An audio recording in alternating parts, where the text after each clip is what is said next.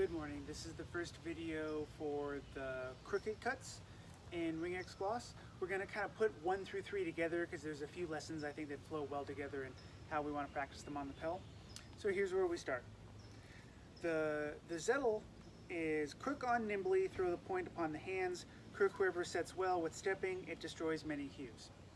So we're going to look at the gloss and then how we practice it on the pel. So this is Ringeck's gloss. It says, this is how you shall hew crooked on the hands and perform the technique like this. When he hews from the right side with an over or under hew to the opening, jump from the hew with your right foot against him well onto his left and strike with crossed arms with the point upon the hands, and perform this also against him when he stands against you in the guard of the ox. So what we are doing is we are in any of the cutting guards we want to be, and the opponent's going to strike to this side. We're going to spring out away from the cut. We're going to throw crossed hands. So this is the slightly windshield wipery attack. It's not completely flat. We definitely want to go backwards, but we're not projecting out into long point. We're cutting across. This is where the crooked cut gets its name. And so the first version of this is the opponent is throwing either an over or an undercut at us, and we are springing out and we are hitting them on the hands. When I practice this on the pel, I picture the pel being actually the hands of the opponent. And so what I'll do is I really kind of look at my middle line if you have a pel that has the lines. And so I'm going to step away and project my point really to hit kind of the front of my pel on that kind of midline.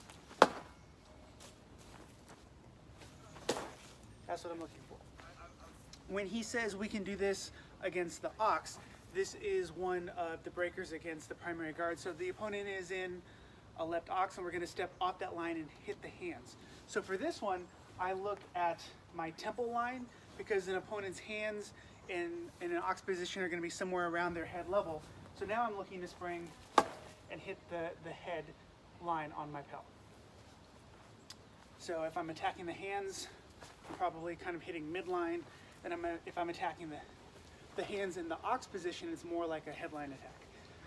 What I think is important is that although you can do this to either side when we're talking about the ox, you generally want to go to the opponent's outside. And what I mean by that is if I'm in my left point forward position, we roll out to the outside because it's harder for my point to track. If you go to this side, it's easier to turn in.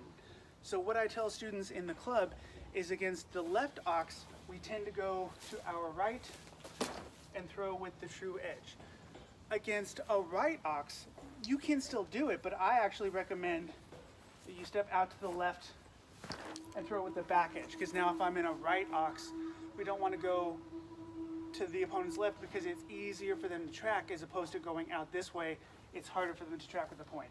So the way I look at it is right and true edge versus a left ox, and then left and back edge versus a right ox. These are not hard and fast concrete rules, but I think it's kind of a good guideline. So the first crump how is really springing away and throwing the point to the hands against the cut or against those high point forward positions. So that's kind of ox number one. Number two, I'm not going to read it, I'm just going to tell it to you, is really just from the barrier guard. So we can do this crump how from any high cutting guard. There's also the barrier guard, which really facilitates that kind of windshield wipery moment and motion, and he's telling us that we can do it from either side. So that is another option. Rather than a high cutting guard, we can do this from kind of a low preparatory position. The opening's still happening, and we're coming here. And this does make the throw over here, that back edge springing to our left version, a little bit easier. So the last one, the last kind of technique I want to give you for today is, he says, this is the text and gloss of a good technique from the crooked hew. Hew crooked to the flats, to the masters if you want to weaken them. When it clashes above, stand off, that I wish to praise. So that's Lichtenauer Zettel, and then here's Ringeck's gloss. This is when you want to weaken a master, performing the technique like this. When he hews in above from his right side, hew crooked with crossed hands against his hew onto his sword. And then another technique, this is kind of a follow-up, This is when you hew onto his sword with a crooked hew, strike in from the sword with the short edge quickly up above to his head, or wind the short edge at his sword with the crooked hew and stab to his chest. So rather than doing a direct attack in response to their attack, where we're stepping off the line and attacking the hands, or against the high thrusting guard, we're stepping off the line and attacking the hands. Now we're using our cut to strike the sword, and we have a follow-up. And there's really two and a half. So when they throw at us, we're gonna hew. We can either throw a back edge right to the head, or we can wind the back edge into their sword and then thrust. Both of those are nice because they keep good control on the weapon, keeps us a little bit safer. So when I'm doing this to the Pell, now I will actually spring out, but I will hit in front so that I can do my back edge or my roll thrust. So when I practice this version on the Pell, rather than striking the line like we were for the direct counter to the overcut or the ox position, now I will actually, on purpose, I will hit slightly in front so that I can do this back edge cut or this wind and thrust. So that's how I practice that on the Pell. I'm going to give you 2 variations I think that will be helpful.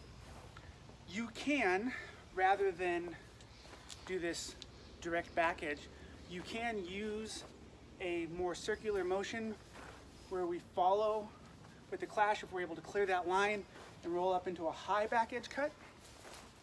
So now we're going to spring out and let that motion roll right into the back edge cut. That delivers a more powerful cut. It is also a little bit more susceptible to quick counters. So if somebody stays strong, particularly in long point, that might not be a good option for you.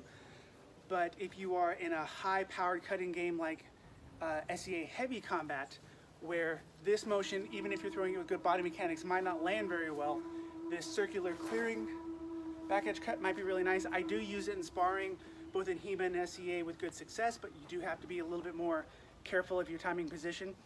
The other option for SEA heavy fighters, if you do want to have that slightly more control when we've come here, you're going to have to step in, keeping on the opponent, so you can use a much broader motion to land with more impact.